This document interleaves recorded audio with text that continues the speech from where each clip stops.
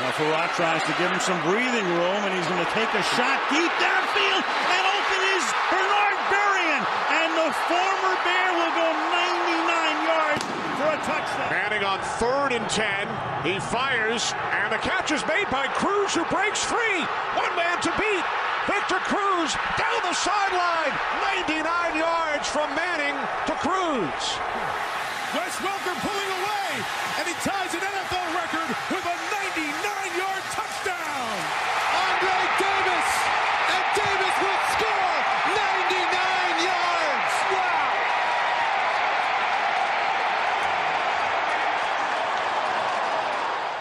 Hello and welcome to 99 Yards, American football for UK fans. I am your host Liz Bendari, and I am joined by Johnny Cumbleton, Ryan Conway and Stuart Anderson.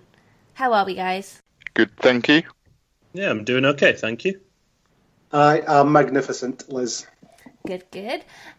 So if you're a fan of Madden or fantasy football, then you're going to like this episode, as we'll be talking about which current players we would choose to start a new franchise. With all the talk of Rodgers versus Brady and the two quarterbacks from the 2012 draft, Andrew Luck and Russell Wilson, who will be forever compared, so overall it should be an interesting debate.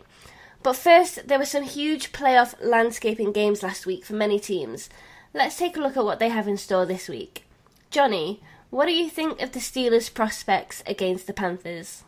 I think the Steelers should do pretty well, and ultimately they'll come out with the win. They're on a 4-game winning streak, and during that time, Big Ben's thrown 8 touchdowns and 2 interceptions, and the whole of their offense basically runs through James Conner.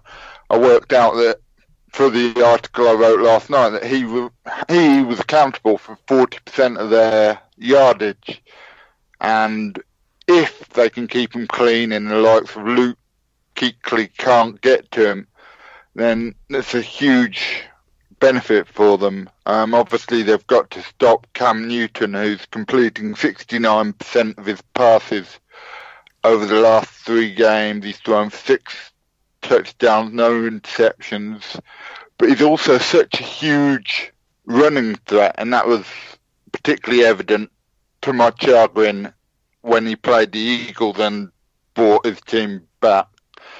But then they've got Christian McCaffrey, who's just a magnificent all-purpose back, and they've been hugely boosted by Greg Olsen, who could be an interesting matchup for them because he's such a great weapon, and the Pittsburgh Steelers haven't had such a great set of defensive backs recently, especially if Joe Hayden gets injured again. Absolutely agree. And Ryan, as a Green Bay Packers fan, you must still be feeling tired from staying up at the weekend. How would you rate the Packers' chances against the Dolphins? Well, with Brock Osweiler under centre, I rate them pretty good. But I mean, at the moment, this Packers team really lacks an identity. There are problems all over the roster. I think they should beat Miami if we're being really honest, and if it's coming down to how it was against the Niners, where who do you trust more with the game on the line? You trust Rodgers over Osweiler. The problem is that they're just not executing really well at the moment, and that includes 12. You know, he was holding on to the ball too long against New England. He did the same against the Rams as well.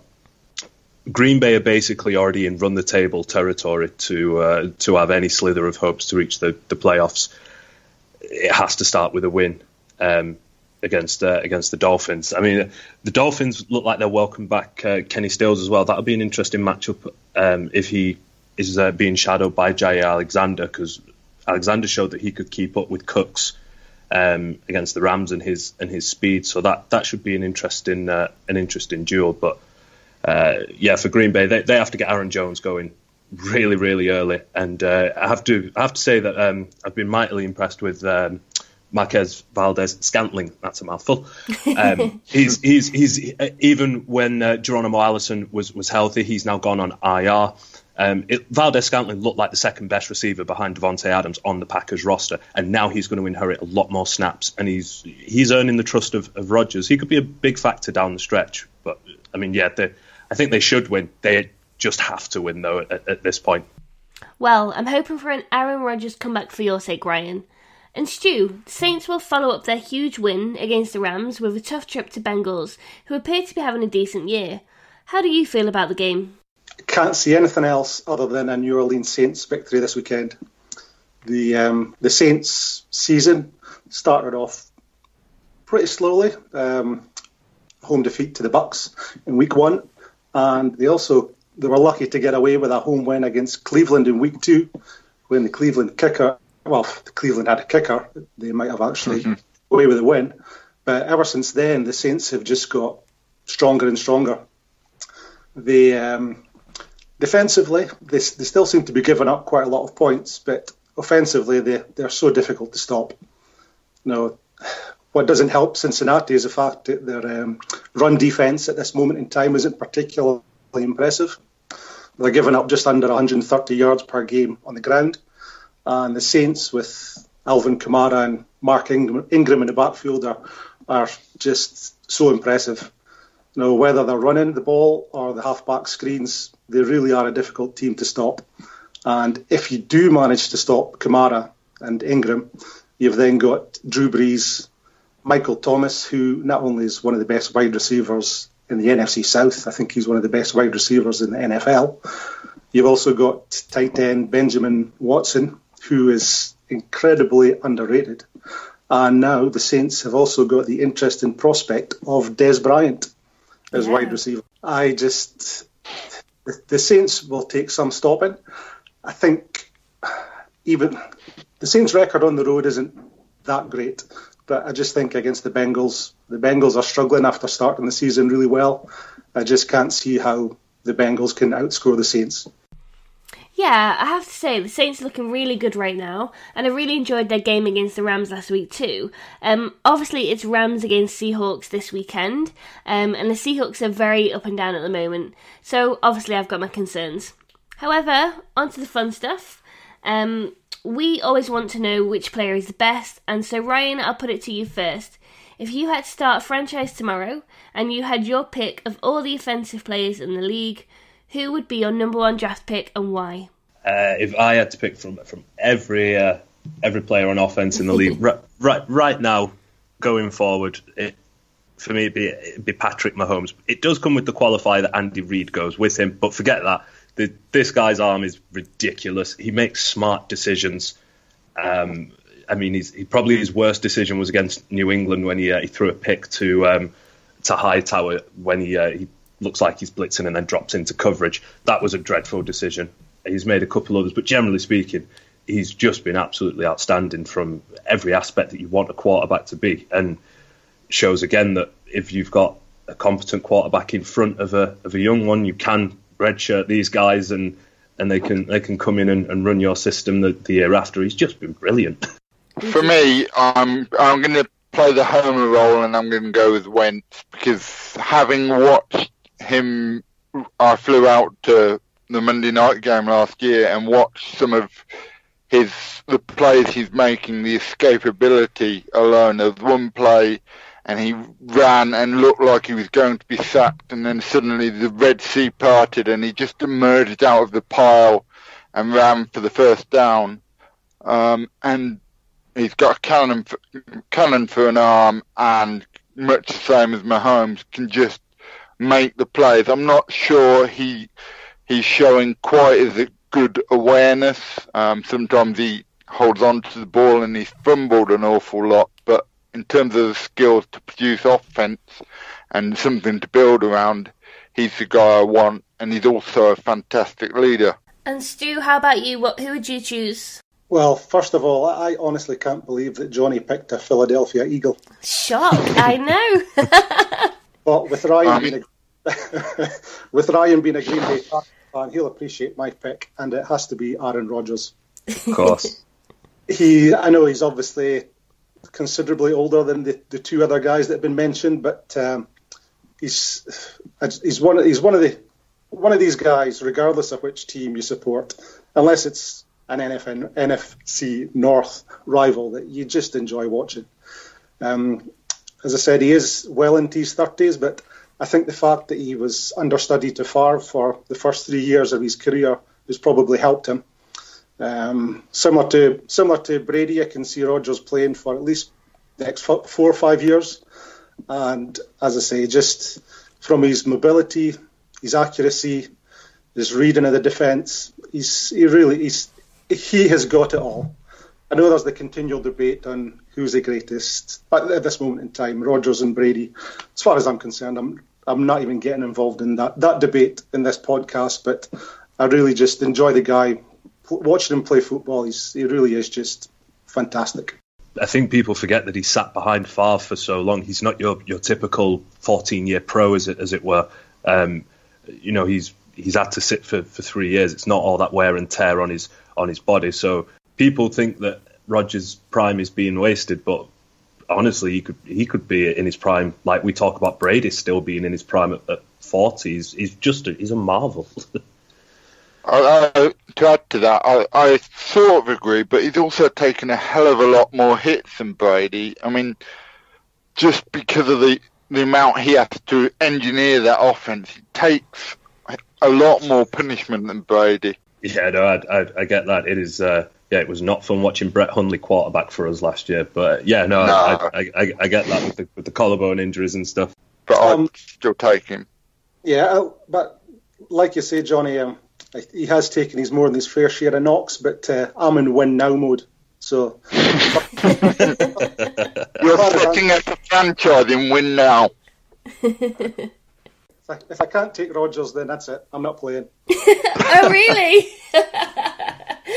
Well, to be honest, I think everyone you mentioned there, they're all really good players. Kind of a bit like what Johnny did. I'm going to take a player from my own team. I'm going to take Russell Wilson. Reason why? Well, I think he's one of the greatest quarterbacks in the league. I like how he composes himself on and off the field, and generally, he seems like an all-round nice guy. That 2-minute drive against Detroit as well.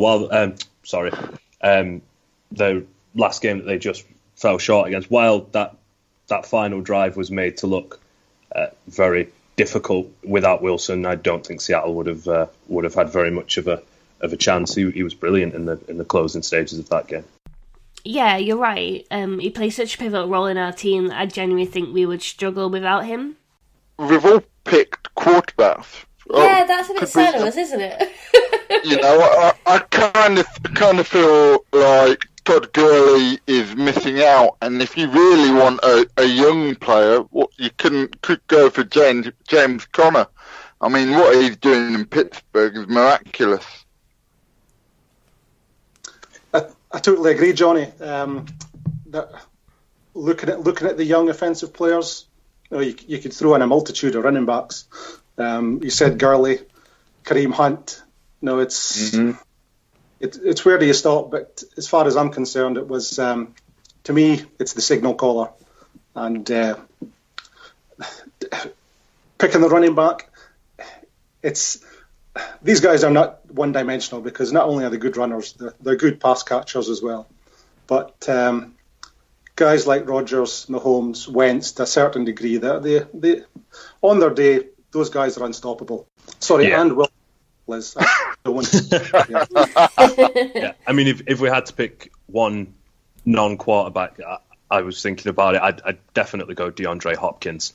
Yeah, I'd agree with that. I mean, right now, I honestly don't think that there's a better wide receiver in the NFL, and I have been privy to watching Michael Thomas on catch up in week to week, and he's also excellent. But for me, Hopkins is just, I mean, his hands are phenomenal. His route running is so good, and he's deceptively quick. He's not going to really take the top off a defense, but he challenges defensive backs downfield, and they're terrified of him. I mean, you see sometimes the coverage that he's being shown, they're playing him so soft because they just don't want to get beat over the top by him.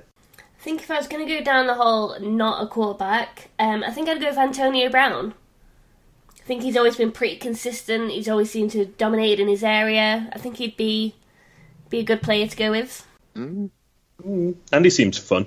He does seem fun. Business is booming, and I like his haircuts and all that stuff. Well, I just love the fact that he rocked up to training last year in a vintage Rolls Royce. I don't like that because I don't own vintage Rolls Royces. Well, neither do I. Didn't he turn up this year in a helicopter? Yeah, I think he did, didn't he? Yeah. Well, that's a bit boring, though. And then I guess moving on to defensive players. Stu, who is your rock on the D? Well, I'm glad I'm in here first because as far as I'm concerned, they're the best defensive player in the NFL at the moment, Aaron Donald. Guy is just incredible. Strength, speed, every down lineman, such a disruptive force on that Rams D-line. The fact that Auburn basically to play against this guy, he's all teamed. The stats he produced, unbelievable. He's 10 sacks already this season, which is second just behind the Vikings' Daniel Hunter. 30 tackles. He really is. One. If out of all, I could probably say closest player to him at this moment, Eagles Fletcher Cox. But as far as dominating the D line, he's the man for me. 2017 defensive player, and let's face it, he's looking pretty to repeat that achievement again in 2018. Yeah, absolutely. I mean, Aaron Donald, and a lot of those times you mentioned the sacks that he's got. He's beating like double teams nearly every week, every snap. They put in two guys there, and he's still throwing them out the way. Yeah, he's just such incredible strength and speed. I'm Donald with Luke Kuechly because I think he's such a sideline linebacker, and what Khalil Mack has done early on in Chicago is pretty impressive.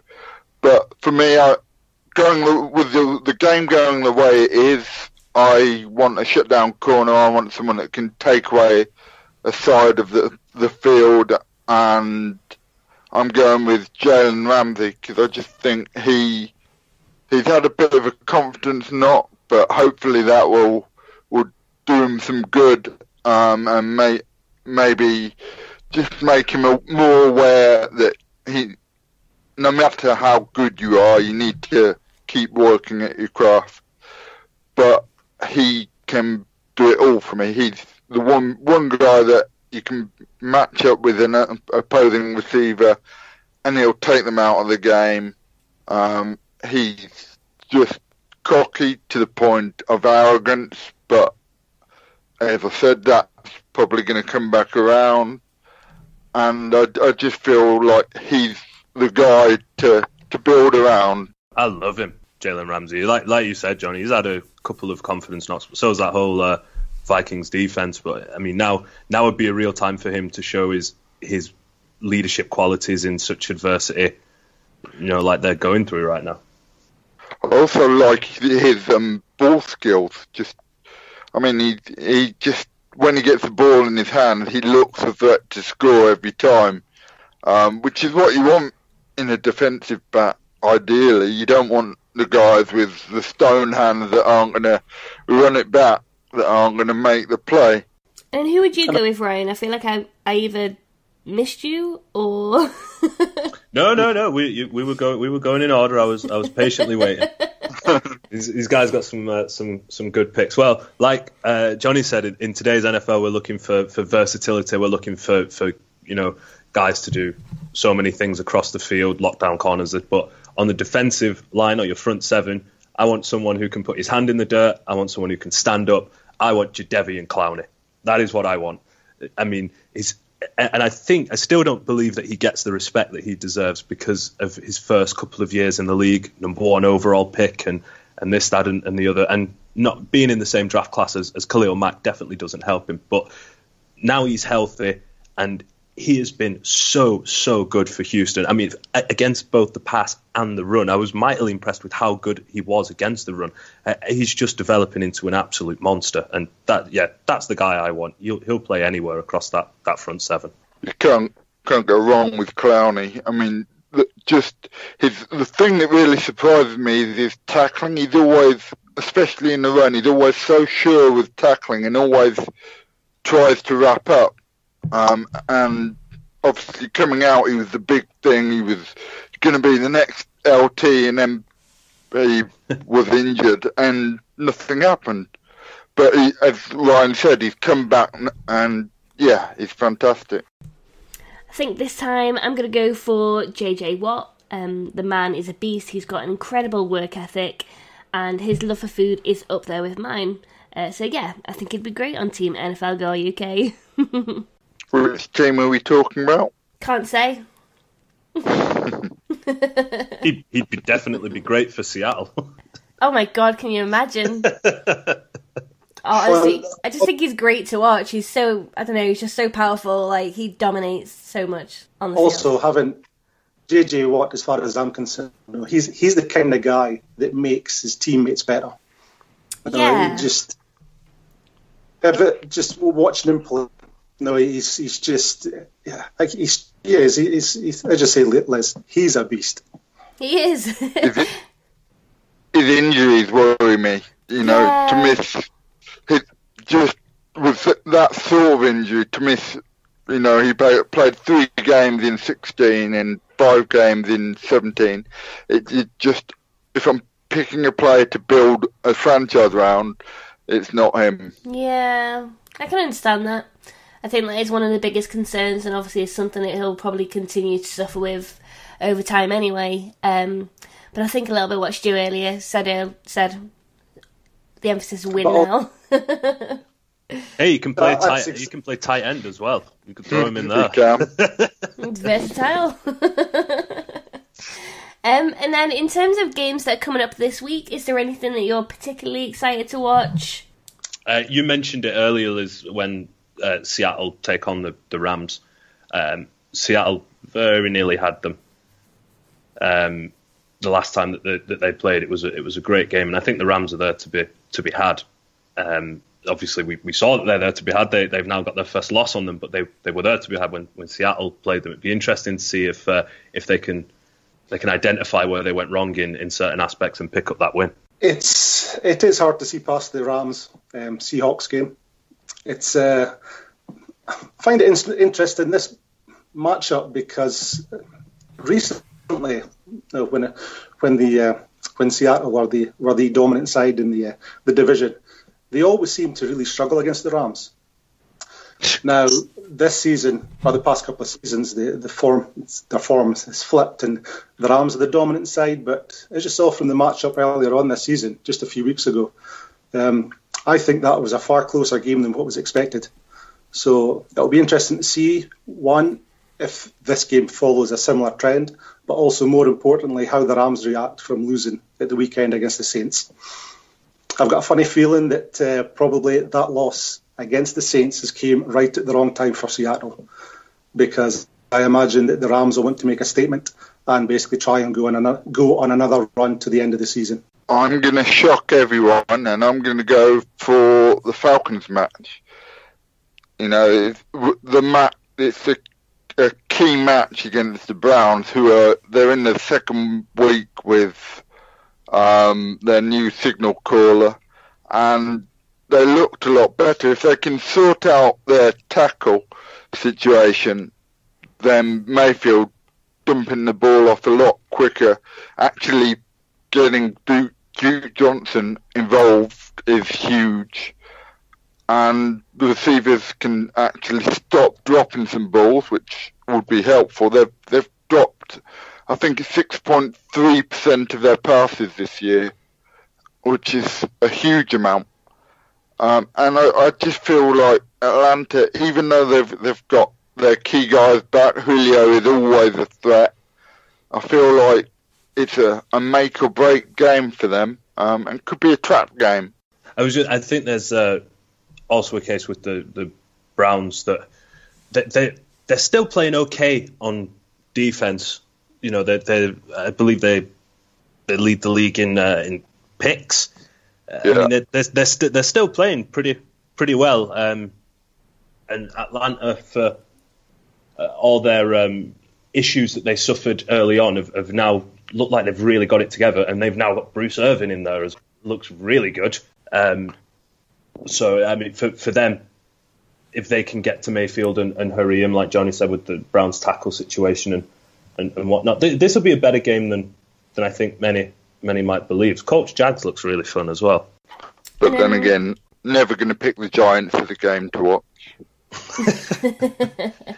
For me, the Niners Giants game is interesting from a Niners perspective because they've beat they went and beat the Raiders on last week. If they can beat the Giants now, I think it gives Shanahan a better look at what his roster looks like from top to bottom against the better teams. That can sort of be seen through a bit of a skewed lens as it were, but against teams that have a similar record to you and are in similar trouble, that it gives you a clear indication of where your roster's at. For me, anyway, I think it does.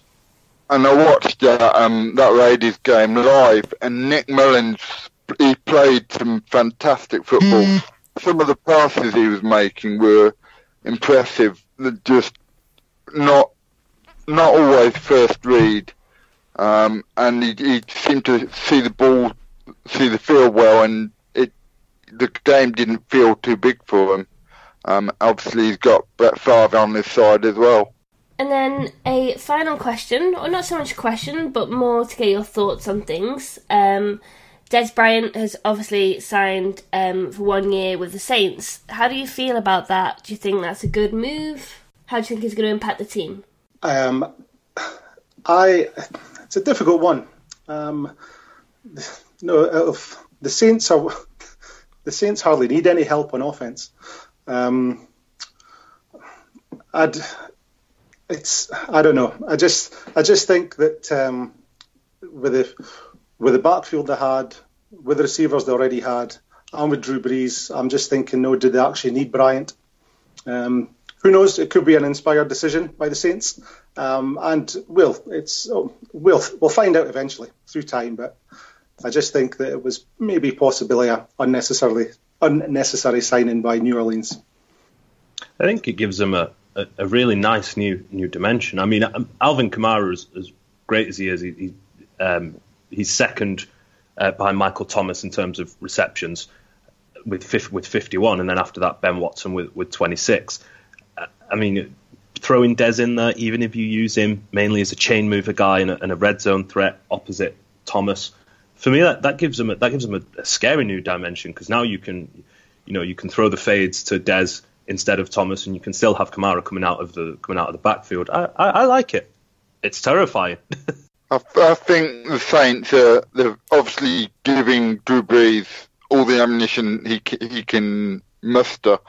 Not that he needs it. He's been making plays with anyone back there, but with Dezperate, he's such a big target. Obviously, going into a winning team in a winning locker room, it seems quite strong. I think looking, especially in the red zone, it gives them another weapon. But at the same time, Dez doesn't have to be the man. He doesn't have to have all that pressure on him. And I think that'll bring out the best in his game. Yeah, I think it's interesting. We've never really seen Dezperate be a number 2 receiver. He's always been, whatever you class as a number 1 receiver. He's kind of always been that in Dallas. I know they had Witten as well, but strictly as wide receivers go, he's always been the number 1. With Thomas there in New Orleans, he's definitely going to be the 2. So that's I think that might suit him a bit better. I think you're right, but it takes the pressure off that the Saints Traquan, who's been pretty impressive, because Ted Ginn's obviously on injured reserve now. So that's going to be huge for them, especially going down the stretch. Sorry, Stu, after you. No, I was just going to say, let's face it, he's an experienced wide receiver, and it's almost a win-win situation for the Saints as far as I'm concerned. But and as I say, only time will tell. But certainly they don't lack options on the attacking side. That's for sure. Be interesting to see what he does look like after some extended time away, because his last season in Dallas, he looked like he couldn't really get any separation, and which then affected how teams played him and defended him and how physical he was. So it'd be interesting to see how he looks, physically when you see him take to the field. But how much of that is Garrett's scheme? I mean, he just doesn't seem to get receivers open in Dallas, and you can see it. Cooper's come in, he's made an impact, but there's still not that separation. He's not on a McVay level getting receivers open and planning to create those mismatches. So with Des Bryant in that Saints offense, I think it could be dangerous. Yeah, absolutely. I mean, like, Cowboys went out and got Cooper based on that they needed some wide receiver depth. But you're right in that up until that point, they're not able to get Beasley open. You know, they're not able to get any of the Michael Gallup. They're not able to get any of their guys, you know, schemed over. It's what Bill Belichick has done so very well. You know, creating mismatches, pick plays, all that kind of stuff, high-low stretches, and that. Garrett doesn't seem to do any of that. Anything. Which I shouldn't criticise. Obviously, I now recognise that he is infinitely better at his job than I will ever be at mine. But I mean, come on, you're an NFL. You're an NFL coach. You know, you've got to be fairly critiqued when you can't scheme your receivers open. Mike McCarthy. Can I also point out that on the 30th of November, it's the Saints against the Cowboys. So I'm guessing somebody will be we'll have a pretty high incentive to perform that day. So ooh, yeah. Revenge. Indeed. Yeah. That'll be really interesting to watch. Awesome. Well, that's all we have for this week's pod. Johnny, Stu and Ryan, thanks so much for joining us.